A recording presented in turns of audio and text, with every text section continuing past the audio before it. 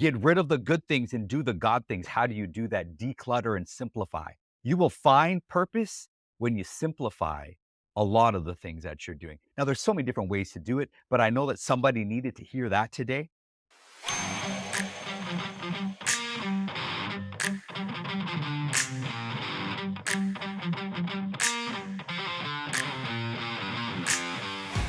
Where does the path of professional success intersect with spiritual purpose? Today on Seek, Go, Create, we're joined by Shiraz Siddique, the visionary behind the Christian Business Harvest Network. We'll call it CBHN from now on. Shiraz is on a mission to empower business professionals to not only excel in their careers, but also fulfill their divine destiny through faith. As the author of Well Done, A Passionate Pursuit of Purpose, good alliteration there, by the way, Shiraz advocates for a life that goes beyond the mundane, urging individuals to align their work with God's plan. CBHN stands as a testament to his commitment, offering tools and a community for those seeking to weave their faith into their professional lives. Shiraz, welcome to Seek, Go, Create. Tim, I gotta tell you, I'm gonna steal that intro. You make me sound pretty good. I hope they use that when I show up in heaven. And then I can just picture Peter or Gabriel be like, attention, because that was a really good intro. And you deliver it pretty good too. Thanks for that intro, man. Cool, man. Great to have you here. Yeah, I do wonder, I kind of had this vision when you were saying that of like, like this slow clap line when you kind of get to Yeah, heaven yeah, and yeah, yeah, and you kind of like yeah, yeah, clapping you yeah. on. I think a lot of people, and we'll talk about Judgment Day. I love in your book, because I read it just over the last few days, Judgment Day. I kept picturing like Arnold Schwarzenegger and Sarah Connor Judgment Okay. Day. It's not quite that. I know that's Yeah, what you weren't referring to, not but quite. Yeah. I think so many people look at it as like this negative event, but I'm actually thinking there could be a lot of joy there. But I'm getting off track. I'm getting ahead of myself. Shiraz, you and I bumped into each other before. We've talked. I've been on CBHN. We've done some things and had some great conversations. But if someone just bumps into you and they ask you what you do, what do you typically tell them? I mean, my wife still can't answer that question when somebody asks her what her husband does. When you avail yourself, I see myself as not necessarily a jack of all trades, but a master of none, but being who God needs to be in that moment. Now, that sounds like a little spiritualized and highfalutin. That's not what I mean.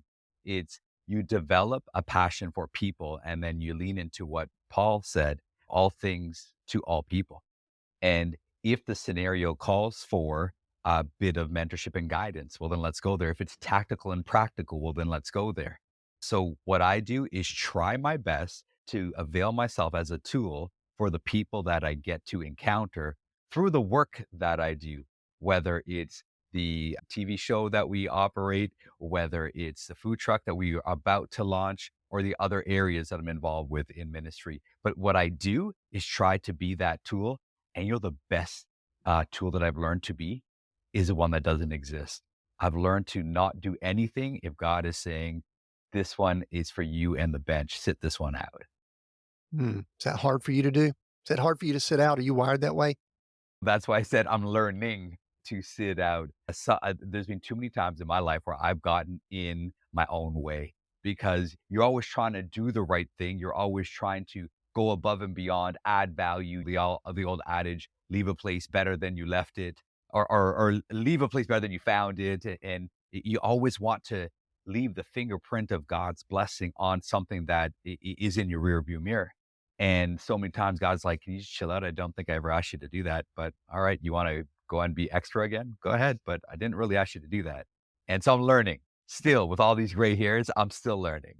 So what's interesting, you and I, we've had a few conversations and I think we've clicked. I think we're Mm. maybe cut from the similar cloth. We have some different backgrounds, Yeah. cultural, all that kind of stuff, but it seems like we're leaning in the same direction. So I'm going to ask you this because it's something that I think about from time to time.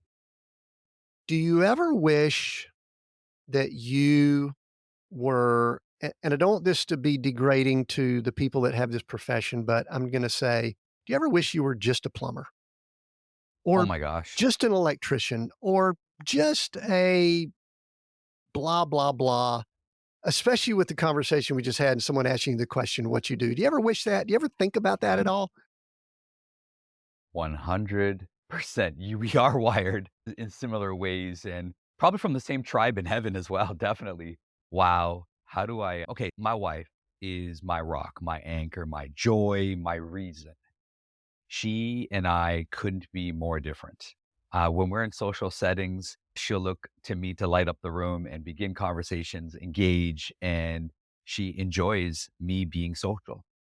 And she doesn't understand that sometimes I just don't have the energy or the lift to lift the room. And I just want to be a person in the room, not be the reason why the room is vibrating. Like, I want to be, all these years, I thought she always wanted to be more like me, more outgoing, more vivacious. And the entire time, I want to be like her. I want to be the wallpaper. I want to just I can I just be in the room without having to have my presence felt. So I'm with you 100%. And I think you're right. It has to do with your primary function. Well, I'll put you another way. So I have two daughters, they're 19, 21, and my wife. So I live with three ladies. When their hair is curly, they want it straight. When their hair is straight, hmm, they want it curly, right? It's almost like you crave what the opposite of what your 90% wiring is. Does that make any sense? It does, and I think for me, it helps me understand some of my gifting, some of my purpose that I'm pursuing. We'll talk about in Well Done here in a little while. It helps me understand it more to attempt to poke holes at who I am. And let me I wanna let's go ahead and dive in the deep end, okay? I wanna dive in the deep end Go. because there was something that I kept thinking about as I was reading your book over the last few days. And it's the question that I wanna ask, and it's sorta related to this, I'll just go ahead and ask it. What comes easy for you? What is, like, easy? From knowing you and being around you, I could guess, but I wanna hear it out of your mouth, and then it might lead down a few different paths based on what you say here. So, what's easy for Shiraz? I come from a family who work with their hands. My dad was a millwright mechanic. A millwright, if you, I don't think you have millwrights in the States or not, but in Canada, what the millwright is, they're licensed to do everything. Welding, build a car, build a house. Like, you are literally licensed to do anything when it comes to mechanical engineer or construction. Operate a crane, like literally, that's how powerful the millwright license is. Like, my brother has rebuilt his house twice. I was there with the donuts and the coffee and a lot of encouragement. I was given a double dose of this right here. These hands are not my dad's hands, right? Literally, my cousins, my extended family, I'm the only one that was given a double portion of gab, where they all got triple portions of toolbox, right? And so they know how to, and so I've learned to lean into what came natural to me. When you grow up in an environment that's opposite, see, when you're a hard worker and you go to work, you punch a clock, you're raised in a home where you work hard, you punch your clock, you come home, you do this, and then you punch your clock. That was my mentality, but it never was congruent with the makeup that God gave me. So I spent so many years of my life fighting my own DNA and design because I was trying to be something that my environment, my parents weren't bad parents. Don't get me wrong. They would never mean me any harm. That was never it. It's just they just thought that this was the mold and the cookie cut that all the kids were going to fall into. And so what I started doing is playing with it a little bit. Let me try. Let me try. Let me try. But it gets to a point where when you know and you figure it out, you gotta start turning the volume down on everything, and more importantly, everyone else. Mm. So what's interesting is, yeah, you and I are similar. We might wanna check some family trees somewhere along the way. I'm not sure. My dad, excellent with his hands, mechanic. He worked in education, but he worked in the vocational trades. He Okay. helped people do things and all that, but he was an administrator. And I just from as early on as I could remember, put me up on a stage in front of people and let me talk. Just let me talk. Now, I do think that there is some conflict there because what it does is it starts driving us in directions such as, especially if you have a faith ministry, it's like, oh, you could speak. So what you need to do is you need to go into what we would call traditional ministry and things like that. What were some of the things that early on you recognized as like, okay, I'm not this. I don't work with these very well. I work with this. What are some of the pros and cons of having that as a gift? I think it's universal. I don't think it's only subject to the gift of gab. I think everybody's gifting and bent towards where their sweet spot is absolutely always going to be your greatest blessing and your greatest curse when you don't manage and maintain it. And that goes for actors, celebrities, athletes. If you don't manage and maintain and get better at what God made you better at, there's going to be a problem. And so I don't think it's just unique to talking a lot. Well, it is kind of like this. If there are people who are made and they're great with numbers, and there are other people that should never delete the calculator app off their phone. Like, don't do it. You need the help. There are people who are great at art. This guy, he stopped at stick figures right here. He's like, yeah, no thanks. No thanks. And can you imagine in one of my art class, I think I got like a C or a D on stick figures. I'm joking, but like that's how bad it is when it comes to being creative with drawing my hands. So I think everybody has already a sense of who they are. And here's one way you figure it out. It's what comes naturally to me. What do I enjoy doing? And if you can lean into that, it will open up curiosity and spark opportunities. But you know what it's going to do? It's going to come to a point where you're going to have to make a decision. You're going to have to decide, is it worth it or not? There is this good, the bad, and the ugly that's going to come with no matter what your gifting is. But you got to decide, is it worth it? Let's take a short break. I've got a question for you. Are you feeling overwhelmed by challenges in your leadership role? This is Tim Winders from Seek Go Create, and I understand how tough it can be. As an executive coach, I've guided numerous leaders through their toughest moments. Whether it's navigating team dynamics, strategic decision making, or personal growth, I'm here to help you overcome these hurdles. My clients have broken through barriers they once thought impossible, and you can too. Don't let challenges hold you back. Visit timwinders.com/coaching and book a free discovery coaching call with me directly on my calendar. That's timwinders.com/coaching. Together, we'll forge a path to greater success and satisfaction. Now, back to Seek, Go, Create. I think to answer your question now very specifically about what comes with talking a lot, you get accused of talking a lot. You talk too much. But isn't that what everybody's accused of if they really lean into their gift? Or you do it too much. You're doing too much. Is there a line, maybe I'll throw it back to you, that you found with what naturally you've been able to help all these people that you've helped, the organizations and the companies that you've been able to help? How do you straddle that line where like, you know what? I need them to come to their own conclusion. Hey, horse, there's the water. Or when do you like, oh, here's my right foot of fellowship. Now you're in the water. Where's that line that you've been able to figure, okay, how do I dance here? Well, I think it probably comes back to the whole theme of your book.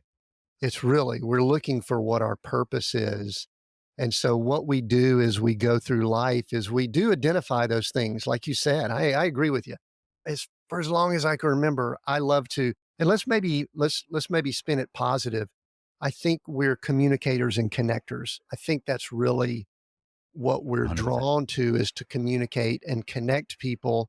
And yeah, we could do that with a microphone like we're doing here. We could do it on a stage. And for me, Shiraz is really interesting. I know there was a period of time during the 90s where I was speaking in front of a group almost every night and with a business that I was doing and teaching and training and corporate stuff and all that kind of stuff. And I realized at some point that our superpower can become our kryptonite because I was leaning extremely heavily on it. And in many ways, it was becoming a drug. And I don't think I was honoring that gifting that Hmm. I had with what I was doing with it and things like that. Okay. Now, had I recognized that along the way, I think maybe I could have made some adjustments. But what typically happens is God will do something to get your attention. It's the way it it's the way it worked with me. Okay. And so I do think that it's something that it's just an awareness, and I think surrounding ourselves with people that can maybe speak into our lives, which I typically I've done well at that at times I haven't. And anyway, I think that's how Well, here's I would say it. here's one of the experiences that I've gone through. This is not a braggadocious or a claim that makes me sound full of myself, but I'm pretty good on a stage with a mic in my hand. I can keep it fresh. I can keep a room jumping, alive with a lot of energy. I get to host a lot of business conferences with 3,000 people in the room. Pastored at a few different churches. So yes, when you're in the pulpit, you have that opportunity to speak life and life abundantly into people's very souls. And it's one of those things where, man, you couldn't even pay me to do this because I'm gonna do it anyway because I'm just so wired to do this. And I love it. Like you can't pay me to do it until I started trying to get paid to do it. Yeah. And I so was what spending. happened then when all of a sudden let's bring money into the equation. Let's Yeah, bring money into the yeah. equation for everyone because you've got this gift, you believe you've been given it. Now Mhm, figure out how to bring money into the household, pay for mhm. stuff. What happens Yeah, then? yeah. Because the mistake that I had made was thinking that my source was my gift, not recognizing that my source was the giver of the gift. And when I leaned so hard into the gift, it was hard to make money from the gift. And and that was a hard lesson for me because I put all my eggs into this one entrepreneurial venture where I was doing public speaking training because I'm pretty good at it and I had a lot of people. I mean, a lot of, could you spend time with my staff? Could you train me here? Professors at colleges were like, hey, can you help me design this module so I can present to my students? How do I do what you do? And it got to my head, my heart, where it's like, okay, now my hand is activated and I'm going to start this consulting business and I'm going to train people on how to become more effective communicators. Man, what a mistake. Because now I'm taking the gift and now I'm monetizing the gift that God gave me that wasn't even mine to begin with, instead of just trusting Him to open the doors where and when He needed it to be activated and operated. So when I said off the top, when you asked me, okay, what do you do? That's kind of where I was coming from. What I do is try to avail myself to people and connect them not on a horizontal but a vertical level, because you're right, we are communicators and connectors, but connect on a horizontal so I can reconnect them on a vertical level back to their father. Now life is flowing a lot more better because I'm not trying to monetize the gift on my own. I'm just allowing God to do that. I'll ask the flip side. What's hard for you? Sure. What's like really hard? Accounting. Yeah, like your GST and your HST, doing all your taxes, doing it on a monthly basis, snapping a photo. It's easy, right? You just snap a photo and it just uploads to the app. I don't even make time to snap the photo of the receipt every month to upload it. Anything that is routine and you can go da da da da da da da da da da da. I hate it, but my accountant is like, just drop off a box of receipts and you're good. Shiraz, I got this. But then when the bill came in at X and it was four figures, I was like, wait, I'm not, I don't want to pay you this amount. I'm just going to do it on my own. I'm not going to, no, no, no, I'm not paying you. I'm going to do it on my own. And then I never get around to doing it on my own because I'm trying to save money, but I'm realizing that I'm losing time. I'm losing money. I'm losing my peace of mind. So a hard thing that I'm learning, what's hard for me to do is, I don't think that I'm cheap. Um, but I'm frugal, and there's a big divide between cheap and frugal. And so it's hard for me to do is spend money on things that I feel like I could be doing on my own, but I never really have enough time because I don't measure my time capacity well enough to actually get around to do it. long-winded answer, but yeah, that's what I'm struggling through like right now in this season. That's what I'm struggling through. So at some point when you were younger, so you grew up in the family with, you said you had a lot of people that were, we'll call skilled with their hands. We'll kind of call it that. Absolutely. Blue And collar is fine as well, by the way. Blue collar is fine as well. yeah, yeah, yeah. And then all of a sudden, because I saw it kind of dotted along, and I know you've been involved with ministry, Mhm, but let me go ahead and hit you with an interesting question that you can answer. I go over to your LinkedIn and I don't see ministry anywhere there. So tell mhm. me about the ministry and then maybe layer back why I didn't see it over on your LinkedIn. And I think your LinkedIn's a little bit old. You probably like me, you probably don't go update it that often, but is that too hard of a question there? It's like, hey man, where's the ministry? Come on, man. Not at all. You get to a point where if you are secure in your if you're secure in your marriage, you have to walk around telling people that you're married. That's weird to me. Been married 25 years. We just celebrated 25 years. You don't see a wedding ring. If my heart isn't married to my wife, what is my ring supposed to prove to the world? And my wife is cool. Like she totally fine with me not wearing my wedding ring. If I was wearing different rings, it would be like, hey, you're wearing that ring, but not your wedding ring. That would be an issue. I just really could never get comfortable with my wedding ring. I just couldn't do it. It's fine. My in-laws had a problem with that. That's another story. But so like with my relationship with God, I'm good with God. Like me and him, I feel like we got a good thing going. Am I gonna try to prove that to everybody in the world? This is what I found. So there's this one church that I was pastoring at. I was an associate pastor, I wasn't the head pastor. Church in just outside of Toronto called Humberley. What up, Humberley family, if you're listening in? And while I was pastoring there, I was working full time at this telecommunications company. I was their national sales manager. So I had about 3 or 4 teams and I don't know, maybe 20, 30 people rolling up and just managing a bunch of different things at different times, right? And this is what I found when I was there. While at this company, when I say record setting, yeah, I not only did I break and then I reset every sales record. It was, I mean, you talk about God's favor on your life. It was just powerful. And people would constantly come up to me, Shiraz, what is your secret sauce? What is it that gets you all these wonderful results? Can you tell us your strategy? And deadpan look up. So they came to my desk. I didn't go to them. They came to my desk, and Jimmy, it was simple. I just deadpan, look in the face, like God really likes me. You're his favorite. And it and it was really interesting because I would get two distinct responses always. Always. It was like, uh-huh, skirp's gone. Like and like end of conversation. Or what do you mean? And those "what do you means" meant so much to me in those 4 or 5 years that I was doing both because I held both roles at the same time, pastoring and full-time at this telecommunications company. And so this is a difference that I found. My desk tended to be a greater magnet than my pulpit. So when you're preaching, you have to invite people to sacrifice the rhythm of their life if they hadn't already come to the full revelation of who God is and who Jesus is and what he had done for all of us. You have to make an effort to break your Sunday routine, put some nice clothes on and get to church. Okay. But if you're already at work, so I began to wonder for what was more powerful, my pulpit or my desk. Mm. And so as soon as I put up a sign, so it bothered me that people would walk away just because I said, God really likes me. And so I didn't want to repel people, but I continue to want God's glory on my life because in Isaiah, when it says, the kings will come to the brightness of your dawn.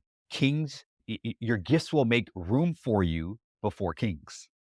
And so when I began to just allow the favor of God on my life to perform through sales results and watching people flock because kings come to the brightness of your dawn, your gifts will make room for you. People were flocking to my desk. I got to tell you, it was struggle to get them to church on a Sunday.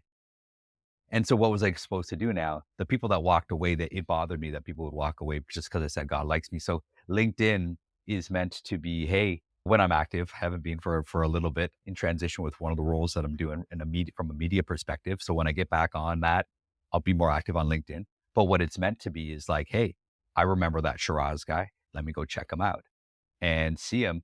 But as soon as you're gonna meet me, we're talking about God. And so I found that keeping my desk neutral, but our communication right on point makes a big difference for me. Now, do I think everyone should prescribe to that approach? No. I'm wired to be able to the duality of my existence being corporate and ministry at the same time. I can rock both worlds at the same time. Took me years to figure it out, but I can do both effectively.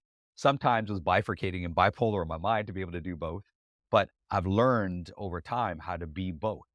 And again, back to us saying off the beginning, to be all things to all people. So I've learned, but both of them are going to be a gateway to a vertical connection. Right? Because you're a connector, and your ultimate connection is to connect people with their creator, their God. But you did spend some time in full-time ministry also, didn't you? Mhm. Didn't you do so you've kind of been in and around. I think I remember learning about some of your early years. So one question I always have with people that have been around what we would call, air quotes here for those that can't see the video, I've got air quotes, traditional ministry or the Yeah. full-time ministry Yeah. role. Many people assume that that is the ultimate, that is the pinnacle of a Yeah. spiritual walk with God, is to be in a full-time ministry role. And we discuss this quite often here, so this is not a new topic for the listener. At times, there are people that when they leave that role, they go through some degree of, "I failed," or "God may not be pleased," or people come up to them and say, "Oh, I'm sorry, brother, but you must have backslid," or something like that.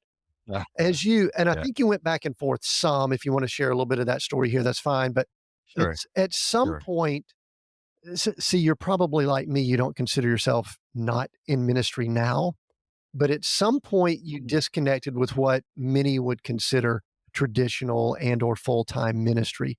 What was that like? Yes. I mentioned my family being all workers, my dad's side. My mom, when I was young, she was Muslim when my dad married her. And so when she came to the full knowledge and revelation of who Jesus is, man, there's one thing to grow up around Christianity, but there's another thing to grow around in a different faith and then have that moment where like Jesus just walks into your life and just loves you like you've never been loved before. So she was crazy lady Christian, right? Like she was just like went all out. Because again, when you have been around the concept of Christianity, you might take it for granted, but for her, she never did because she knew what it was to not to live out.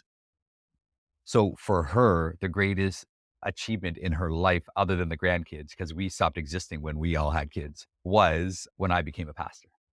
That was her great crowning achievement. She'd call it, "Did you see my beta? That means son. He is pastor." Like, so she was like, so like always beaming with such pride because her son was a pastor. So for her, it was a really big deal. Not to say that it wasn't for me, but for her, it just meant the world for her. Growing up, my uncle, so this is on my dad's side, planted the very first Desi church in Canada. Desi is a term that encompasses Pakistan and India. And the church was the language was Urdu, which is in Pakistan, and Punjabi, which is in India. And so they would speak their dialects of the same language effectively. And I'm 19, he's training me to kind of take over the ministry, not take over, but join him in ministry. And because we were always around and like, hey, let's send you to seminary. And so I'm 19 and I'm going off to seminary. Like it's everything's set. Like let's go. And I asked a simple question one Sunday afternoon, and this changed my life forever. This one Sunday afternoon, we're at my uncle's house again, the pastor. A few other leaders are there. We're talking about the summer outreach programs. When you consider outreach in those days, it was specifically to an Indian and Pakistani community, which would be predominantly Hindu, Muslim, or Sikh. The population of that is quite large in the GTA, the Greater Toronto Area. And how do we do this outreach? And there, this plan and that plan and this plan and that plan. Tim, I asked a simple question, and they came for me. The, so, how are we going to pay for this? You have no faith. what is and I'm looking around and I just looked at this one person that said, I don't even know where this came from. It's like, I don't know how to fish. I'm not gonna go find gold coins in a fish's mouth. I just asked a simple question. I was so frustrated that this was a Sunday. By the Monday, I figured out a way. Now, enrollment and acceptance was already done because it's June. School starts in September. I'm done high school, got into a community college, and went into marketing. Said, forget this. I don't want anything to do with this ministry. They don't even have the ability to do this. Uh, 4 years later, I'm pastoring at a church, a different church. And so God has a sense of humor. And so I've been able to bring that flavor into the house. One of being fiscally forward, meaning let's go and generate as much income as we can for ministries to fulfill the vision that God has through the pastor of that house. I don't care what house, where your pastor has a vision for what they want to accomplish, but how are we going to pay for it? And that created my drive for TBHN, for example, is to help every person make as much money as possible with two conditions, with two qualifiers. What are you willing to do to make that money? Say you establish your moral ground, establish it and maintain it, and don't question your integrity. What are you willing to do to get it? And secondly, what are you going to do with it? And as long as you can answer those two questions, I feel like that Sunday afternoon still shapes me to this day, right? To ensure that everybody makes as much money as possible to pay for their pastor's summer outreach program. Yes, Mm. help out charities and do all those things, but your local church, man, God created that for us to be able to. But as an effective communicator, I did, by the way, in my 30s, go back and get my master's in theology because that's still a part of me. I have pastored at three different churches since, or in total, three churches stints, but never as a head pastor. So I've always had this sweet spot where I'm able to be in ministry and in the corporate world at the same time because I'm not the senior pastor. I'm coming alongside for a season. I don't know who that was for, but I just want to give you the liberty that you matter. And if you're listening today, listen, I just want to remind you there are 12 tribes of Israel. Only one of them were priests. So, what value does that represent for all of the rest of us? When the Bible calls us, we are a king priest, royal priesthood unto God, meaning we're king and priest. Yeah, some people just have a higher percentage king, some people just have a higher percentage priest, but we're both, and we will always be both because we are royal, king side, and priest, right? Because that's what we are. But 11 out of 12, your percentage for king is higher than your priestly side. But again, we're both. So if you are part of the 11 of the 12, which means the majority of the people, that means we need to empower as many people as possible to pursue their purpose, not in church, not in Christendom, but within their giftings and their DNA so they can go and conquer in the marketplace to release the blessings and provide for the vision of the priest, meaning the provision for the vision. And I apologize for getting too excited and passionate, but at the core of it, that's what I live for, is to make sure that we can pay for all these pastors' visions that exist that God has raised up across the globe. Yeah, I like that I pulled your string there. I was hoping I could do that. I could get you kinda worked up Yeah, there. you pulled it. A Yeah, yeah. and I love the example of the 11 out of the 12 tribes, and if you wanna jump over to the New Testament, of the 12 that Jesus surrounded himself with, what he went out and got the dirty fishermen, and I don't wanna say he maybe not didn't pick his accountant well, but, that was probably part of the plan, Oh, oh, oh, but oh, but we oh. know but we know who he picked there. So here's the big question that I think you are looking to address with the book. I think it's the big question that our listeners have, probably the people that you interact with, people I interact with. It's how do I step into, how do I identify, how do I know what my purpose is? And we could start talking about the book here. We could talk about, I know what you do with CBHN. How do I know that I'm supposed to go get a food truck? Here we go. Are you ready? Tell me This is about the something. food. Well, what, how did the Yeah, yeah, skies part yeah, yeah. and you said, Let's go. Are you ready? Are you ready? I'm gonna be long-winded in this one. I'm gonna take it because this was revolutionary for me. I'm gonna work backwards. I'm going to start from about 4 weeks ago. So, whatever time we're filming this in the year, about 4 weeks ago, I was reading in Genesis where Jacob decides, hey, I got to get away from Laban. So, if you're familiar with the story, it's Genesis 30, 31, 32. And Jacob had just tricked his brother, and he is now takes off and he's living with his uncle because his brother wants to kill him basically because he took his brother's blessing. So this entire time he's walking around with somebody else's calling on his life. Woo! We'll get into that in a moment. All right. So he's walking around with his brother's calling that God never intended for him. All right. The very thing. So Jacob ends up tricking his dad, if you know the story. Well, guess what happens to his, it gets hit with a brother with siblings. Guess what happens to him on his wedding night? His uncle tricks him and does a sister swap. He did a brother swap. So his uncle does a sister swap. So he ends up, long story short, with two wives, and his uncle doesn't treat him really well, but God still blesses him even though he wasn't being treated well. Okay, so let's fast forward. He takes off. Laban's like, what? Boy, you ain't going nowhere. I'm gonna get you. And he rallies up all his people, and they're chasing down Jacob because for whatever reason, he's just gonna go get him and take back whatever. Okay. So he's all mad. And Laban, at a time of rest on his as he's pursuing him, God shows up in a dream. This is what it says. Oh my God. Oh my gosh. This is what it says, Tim. This is what God says to Laban. He says, don't say anything. I think it's verse 24. He says, don't say anything bad to Jacob. That's not what it says. It says, don't say anything bad or good to Jacob. What the crack is this? Sorry, that crack is my Christian swear word. I was like, what is this right here? Don't say anything bad or good. I thought it was okay to do good things. I thought it was okay to bless people. I thought it was okay to always do good things. At the end of the day, you bring up your pile of good things and you put it before God and say, here's my 84 years on the planet.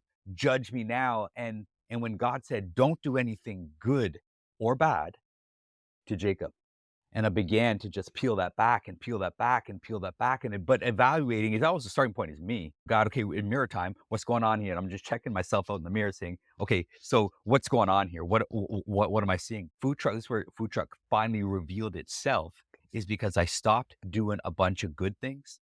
I peeled back all the extra stuff that I'm doing. I just simplified my life and got rid of the bad. Don't do anything good. I got rid of the good. And that's where my next steps just kind of revealed themselves because I simplified my life. And I assure you, if you're listening in today, you know what I mean by simplifying your life, decluttering your life, clearing out your garage. You'll finally find that thing that you were looking for that you didn't even know that you needed. But as soon as you declutter and simplify, you will find what you're looking for. And that's one of the reasons why I was eager to get on with Tim today, because I knew that somebody needs to hear that. Declutter, forget the bad stuff. That's obvious. Unfortunately, in our religious natures, we're always measuring our scale out of 0 to -10. And we're trying to stay away from the worst sins like murder and adultery. Perhaps lying is a -3. Perhaps break even is a good point. But God is even saying, evaluate all the pluses that you do. And if they don't line up with what I made you to do, it's not going to go well for you on judgment day. Mm. Get rid of the good things and do the God things. How do you do that? Declutter and simplify. You will find purpose when you simplify a lot of the things that you're doing. Now, there's so many different ways to do it, but I know that somebody needed to hear that today. I just really want to make sure that I can express that. I think that's powerful, and there's so much symbolism. I almost didn't say that. Symbolism with the food truck that I'm going to ask a little bit more about in just a second. But Sure. you do, yeah, and I know you're aware of this. You're talking to a guy who lives in a 39-foot motor coach, and this is our home. And we just celebrated our 5-year anniversary of living here. We've been traveling for 10 years, but we've been fairly minimalist with stuff. Okay. But Shiraz, I did something else. Okay. I actually am coming to believe maybe that is an outward manifestation of cluttering that goes on internally. all the stuff we Okay. have, the garages we fill up, the storage units. I'm sure in Mhm. Canada y'all have one of the most popular businesses or storage units because people have run out of space to store their stuff at their homes and their basements, their garages. Can't even get a car in their garage anymore. They're now putting it in storage facilities. But I'm coming to realize how cluttered we are inside our minds, our souls, Mhm. our hearts. And one of the Mhm. things I did, it's going on about 4 months ago, is I cut out a lot of what I was consuming, news, information, and I Okay. realized that I was addicted to information. It was an addiction. I went through it. It was the month of October, the tail end of 2023. I decided I wasn't going to Wow. drink some alcohol and I wasn't going to read all my news and stuff like that. The alcohol I'm not addicted to. I could have a sip of something every once in a while and be fine. The information, I had cold sweats almost after about 2 or 3 days because I wasn't able to read all the stuff that I had in front of me. My mind is so much clearer now. Mhm. Talk a little bit about, and this is we're gonna ease into the book here. Talk a little bit Mhm. about how important it is to unclutter our minds to get to this place of where our purpose is. I think most people can't get to it because they're listening to too many. I'm going to say something that might be controversial. Too many preachers, teachers reading this latest spiritual book, reading all the self help, the greatest, latest, greatest. And I think we got too much going on. Talk about that some, Shiraz. I honestly feel that in North American church culture context, we potentially could be more educated beyond our ability to implement. We know more than okay, if we simply applied 20% of the goodness of God that we already have come to know, we could change the world, just 20%. And yet there is an addiction, as you said, to information. There's an addiction to XYZ. Potentially, there's an addiction to the rhythm, the rhythmatic nature of what it means to be a Christian. You go to church on a Sunday to hear. You go to church on a Sunday to hear. Maybe there's a podcast on the other week. Da, da, da, da, da, da, da, da, da. And so just the whole concept of spiritual constipation is real. A lot going in, but how much coming out. Last night, my wife and I, we got to spend some time with some old friends. He runs with a Canadian division. It's a global organization called Voice of the Martyrs. And a lovely couple. I'll leave their names out of it, but look them up. Voice of the Martyrs. They help the persecuted church around the globe. We were just talking about what we feel like God is doing in our lives, and this is what the husband said last night. He said, "I felt like God was saying, so I was like, wait, what?"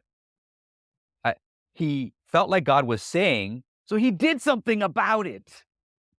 For him, in his particular motion, he's like, "I gotta slow down." So he happened to be traveling, so he didn't jump on the movator, the people mover. He just walked beside it on purpose, and cold sweats, the way that you described it, he was having those cold sweats. But he heard and he did. He heard and he did. He heard and he did. The whole concept of decluttering, what you were saying about just even our minds, like we live in an age where we're bombarded by messaging like we've never been before. Access to messaging is incredible. Just pick up your device, like, and it's hard to get off of it as soon as you picked it up. Because hey, has this ever happened to you, audience? You pick up your phone to do A, and then you find yourself doing B, and then you can't even see your way back to A because you don't even remember what A was. That's happened to me. I'm not preaching to nobody. I'm calling myself out. This is just the world that we live in because we have access to all of this information. It's going to take discipline to cut back, to declutter. Now, an effective way to simply declutter is remind yourself of who you are. Okay. Somebody described me this way, and Tim, I'm going to connect you if I haven't already to Dr. Franz. He's just an amazing human being. He's like this double psychology. It's like big brain, smart person. I think you guys will have great conversations. He, eh, we call ourselves each other. We call ourselves shovel sharpeners. Okay, and this is the way I'll describe it. If God gave you a hill and said there's gold in that hill, is it enough that He gave you a hill? Oh, I'm sorry. So God is all supposed to give you a GPS and put your shovel in the ground and do the work for you. No, no, no, no, no, no, no, no, no. Then why are we here? Why do we have oxygen? Why did he make muscles in our arms? Why do we have a head? Why do we have a heart? Why did he tell us to be strong and be courage and go for it? Put your shovel in the ground. I don't have a secret recipe for you to find your purpose. I'm telling you, put your shovel in the ground. I'm saying it's time you get your shovel in the ground. Move some dirt out of the way. Keep digging, because you're gonna find two things. This is what you're gonna find. You're gonna find your gold. Because if you're gonna put your shovel in the ground, you're guaranteed to find what you're looking for. But are you gonna put your shovel in the ground, or you're waiting for the next? Another good friend, she always says she's a nutritionist. She said it's weird because I don't teach anything new, but people always want to know how to lose weight. People know how to lose weight, Tim. Be more active. Here's the formula. Be more active and eat better. Simple. But people want to know the magic pill. That's what they're after. But they're not after putting the shovel in the ground. Put the shovel in the ground day by day, put your shovel in the ground. So I'm not going to give anybody a recipe. But what I will give you is just some encouragement to put your shovel in the ground, because you're going to find two things. You will find two things as soon as you get your shovel in the ground. You're going to find your gold, but you'll also find the assassin in the sand. Most people have this desire, Tim, to find their purpose. But there's always this moment where we're going to hit where we're like, I don't know what's holding me back. I don't even understand what's holding me back. Uh, there's an assassin in the sand that sabotages our ability to move forward. It's like we do it for 3 weeks, but that fourth week, mm, how do you get past those shakes after 2, 3 days of being off the news? That's the assassin, man. Like there's always this pushback, blowback to keep us the same size. Won't get into neuroscience, but it's a homeostasis in our brain that says, hey, stay the same, stay the same, stay the same. But God has called us to so much more than that. And you pulled another string on me, buddy. You did. And it's like, again, you're going to find two things. I refuse to give people the answer that's already in them. How do I know the answer is already there? Because in every acorn is the ability to become an oak tree. In your DNA, before the foundations of the earth, he says in Psalm 139 that we were fearfully and wonderfully already knitted in our mother's womb. He's already put the DNA in us. That purpose isn't an external additive like a cloak. It is an internal explosion that comes from within. Activate that. How do you do that? Get your shovel in the dirt. Now I better stop, or else I'm going to keep on going. So you don't have like a 3 steps to purpose, 7 steps. This is A, B, C, D. Listen, here's part of our culture. We do have, you mentioned the North American, I'll sometimes say first world culture. Our North American first world culture, they're looking for the easy button. At times I'm looking for the easy button. I'm looking for where's the easy button? We're looking for the easy button. And what I heard you say, it's not hard, but it's not easy either. And if I look out over the horizon, if I'm consuming too much stuff, I'm going to hear someone talk about the easy button. And I will, in all likelihood, gravitate towards which one? The, Human nature. the easy, the easy Yeah. button. So Yeah. somewhere along the way, Shiraz, speaking of something that I don't think is easy, because I've written a book and you've written earlier, you mentioned you're not an artist. See, I think to put words on paper like you did, there's art to that. I think it's shovel in the ground stuff too, by the way. I think writing a book is shovel in the ground, but so you've got the book here, well done. A passionate pursuit of purpose. Alliteration there. You're an alliteration guy. Is that you? Hmm. Love it. Could you Love come up it. with like 3 or 4 more P words just in the I could have, but people say, a plethora of yeah. passionate pursuit of purpose. And now tell me how it originated, because here and let me, I'm going to layer it with something. Often people that have a gift of speaking, taking that and putting some of their thoughts on paper is a difficult thing to do. Or they sometimes we will talk ourselves out of it because we could do a microphone and do these things. What was that like, and why did you decide to do it? And then we'll talk a little bit about the book before we start wrapping up here. Why? We were in Orlando and we were back in the room. My wife looks at me. So I was actually, we were staying in this nice little place and like a Airbnb, and I was on the balcony, and my wife just pops her head out And I was doing some writing like I'm prone to do, just my own journaling, but I don't call it journaling, it's called my writing. And my wife pops her head out and says, "Man, are you finally gonna write that book?" Like, like, like, what? I thought you were making, I thought coffee? What? Like, what? And that was it. That was it. I didn't realize that I'd been writing with all the sermons and messages that I've had been privileged and fortunate to be able to share different churches and other venues. I had written, but it's a completely different art form to write than it is to speak. And you know this full well. You can put so much more emotion and tonality, facial expression, passion, juice into and reinforce with power every word, but you can't do that in black and white. It just changes everything. And so learning how to do it was one step. I didn't write it to be an author. I didn't write it so I could write it. I wrote it so it could be read. I was very excited when we cut out 80 pages. It was 82 pages we cut out of the book. If you look at the average person, we didn't write this for readers. It was written to somebody who doesn't necessarily read that often. So it's just 10 chapters. Each chapter is about 12 to 13 pages. We wanted it to be read. We didn't want it to be written. And so with that objective in mind, we made it so that every person had the ability and the capacity to be able to receive what they need from it. And so when we wrote it that way, it changed everything. And you'll know this when you sell a book, the sales just go poof, whoop, and they're back up there. And now they're on this like steady incline. And like when you're on Amazon, it's just interesting. You got Australia, New Zealand, places in Africa, South America, all across the states. The Canadian market to me was okay. That makes sense because maybe one or two people know me here, and but to see it just sell around the world didn't make sense. But I'm glad that we did the project. And when I say we, I couldn't have done it without my wife's support because of all the sacrifices that are necessary. Because I'm not naturally a writer; I'm a communicator.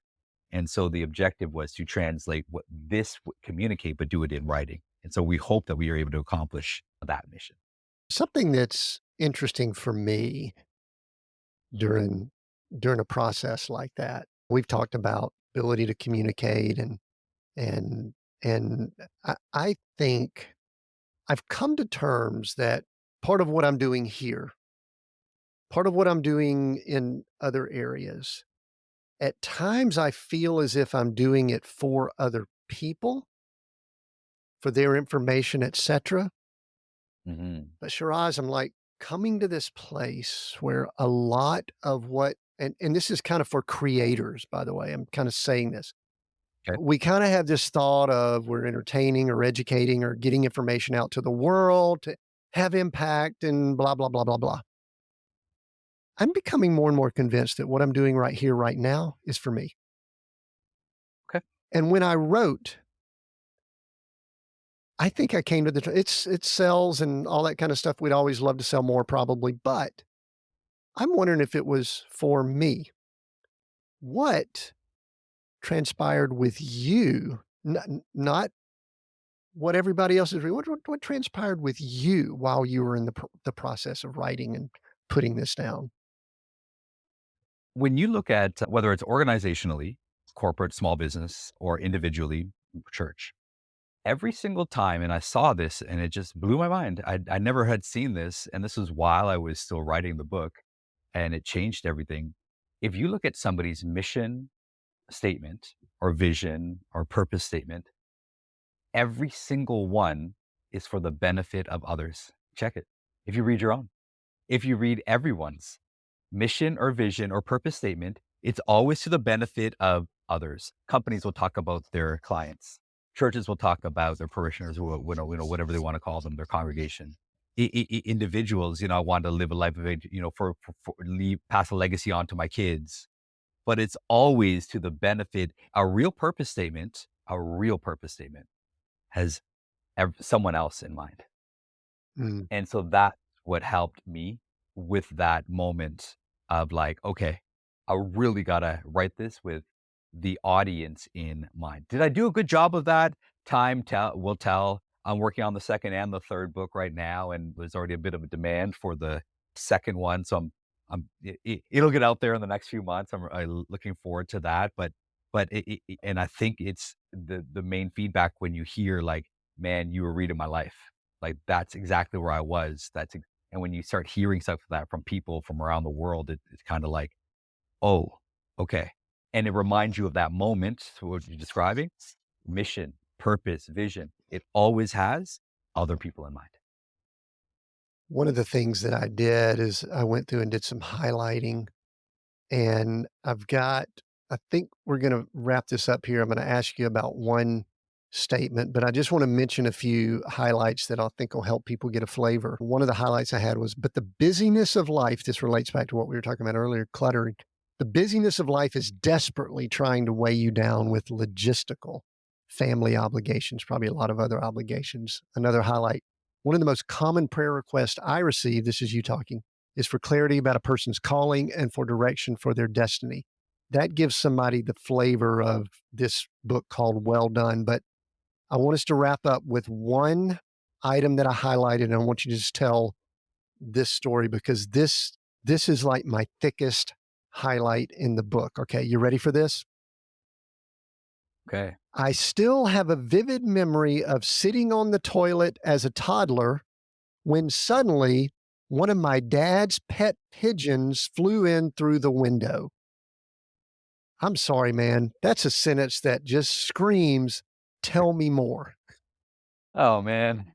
The things that you didn't want to make the cut made the cut, and that's in the book. Yeah. And not only that, you figured, okay, hopefully nobody remembers that. But here it is, Do we need to to edit not this only out? Do I have remember, to but edit this out? Because see, to me, that tells me someone who is relating and sharing and it yeah. leads into something. I'll let you share if you want to now what it leads into. But I also know that there's someone sitting here going, "I gotta get this book now." Yes, I love you for that, Tim. That was awesome. Yeah, and freaking out. I'm sitting there, and I'm like, I don't know, 2, 3, but I mean, it's weird. I have memories since when I was less than a year old, and my mom was like, "How do you know that?" And it's kind of cool. And I remember freaking out. We lived in a city called London, Ontario. I was actually born in London, Ontario, and uh, my dad had pet pigeons, of course. And whose dad doesn't have pet pigeons? Well, I my mean, dad did, see and see, it for flew one in. thing, to me, I'm sitting here going, "Pet pigeons? What the" This it is my dad was a hunter, so he had a lot of animals, but he had a lot of guns too, hunting guns. And I know that's controversial for some folks in Canada and in the States, but whatever. It's my dad. Love him. He's gone. Probably hanging out with Jesus right now. And so he had birds. He had a bunch of different stuff around. So when it came in the window, I was just freaking out. And he's like, "Well, then just get up." I was like, I was paralyzed in that moment because the thing that always kept me back was in this situation took in the form of a bird, but it's what kept me back from just simply going to unlock the door to let my dad in to get the bird. Because 'cause I'm yelling, freaking out. They're like, "What's going on?" But I had locked the door. I was old enough to lock a door, and I'm sitting on the toilet, door's locked, and he's like, "Well, just unlock the door." But in between me and the door was my fear. A harmless pigeon that was probably more afraid of me than I was of it, but it stood between me and the door, and the only thing that got me to the door was my dad leaning up against the door, and you know how when you lean against it, there's a little crack that creates if you push it, and just I could hear his deep voice saying, "It's gonna be alright. Just come and open the door. First, you're gonna be fine. You're gonna be fine. You're gonna be fine." And then all through my life, there's moments like that where I remember my dad saying to me, you're doing too much. You're making too much out of the negative. It's not that big. Just come and unlock. The fear that's in between where you stand and where your purpose is, it's actually not that hard. Just get up and unlock the door. It's as soon as you unlock that door, son, I will rush in. And again, there are people listening today. As soon as you just stand up for God, watch him stand up for you. Watch him take care of what was what was fake anyways. There's never power in the fear or the pigeon or whatever you feel stands in between you and your purpose and your destiny. But I tell you who wants you to succeed more than you do. If God sent you for a reason and on purpose to the planet, it would make sense that he would love to see his sons and daughters fulfill those dreams that he impregnated you with. He, man, he's like the proudest one ever to be able to say, "Hey, look at what Tim and his wife do. Can they just be a model? Hey, left side of heaven, they have decluttered. They dropped everything. They've been in an RV for 5 years. Did you send them a cake, Michael? Michael, send them a cake. Like, let's celebrate what's going on in that RV. You think I'm playing, folks? No, no, no, no. They literally live the definition of what it means to just, you think they're off the grid? They're not off the grid. They're on the internet right now. They're not off the grid. They're off the goods that people thought was good for them. And when we can relinquish the barns that we're storing up and laying up treasures, and now they're storing up and laying up treasures in eternity and continue to do so all these years. Man, there's so much liberty in freedom from letting go and not empowering the things that we think we need or the things that are getting in the way of what we think we need. It's just a beautiful scenario. And so it goes on to share a few more opportunities that you'll have to also step into who God is for you and what God really wants from the relationship that you have with him.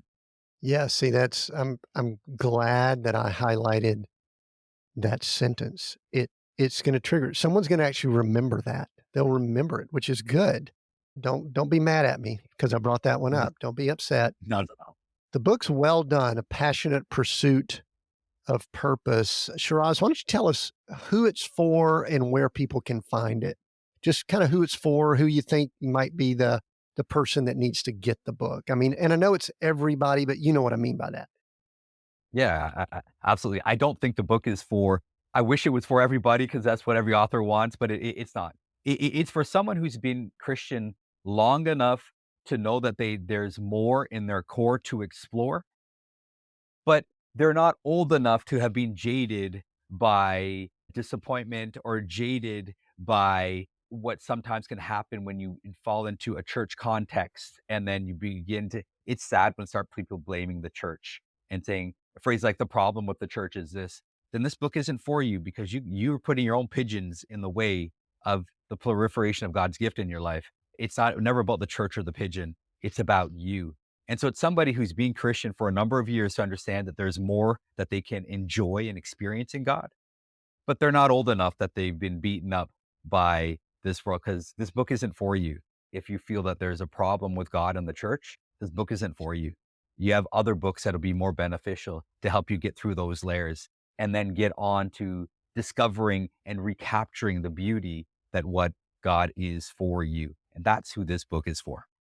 Yeah, like I said, I read it. Excellent book. It's a I don't want to say it's an easy read because it does have depth, but it's a good flowing read and it leads from one step to another. It's like a bit of a dance with the movement and the information provided and I enjoyed it. Make sure you get a copy of that. Hey Shiraz, we are seek, go create, those three words. I'm going to allow you to pick one over the other two and tell me why you picked that word. Just resonates with you or you like it or something. Seek, go, or create. Which one do you choose? Yeah, pick one. Okay. You got to pick one. Okay. A philosophy I live by. It's just a offshoot of faith, but for me, it's jump and build your wings on the way down. I don't recommend that. I'm not prescribing that for anybody else, but for me, this guy, I do it often. I jump and build my wings on the way down. So I'd probably pick go and then create on my way down and then seek a soft landing. So I will definitely say go. That begins most of my journeys for good or bad. It begins most of my journeys. So I'm still that go guy. And then I try to create my wings to seek out where this flight is going to take me. But it's always a go. Yeah.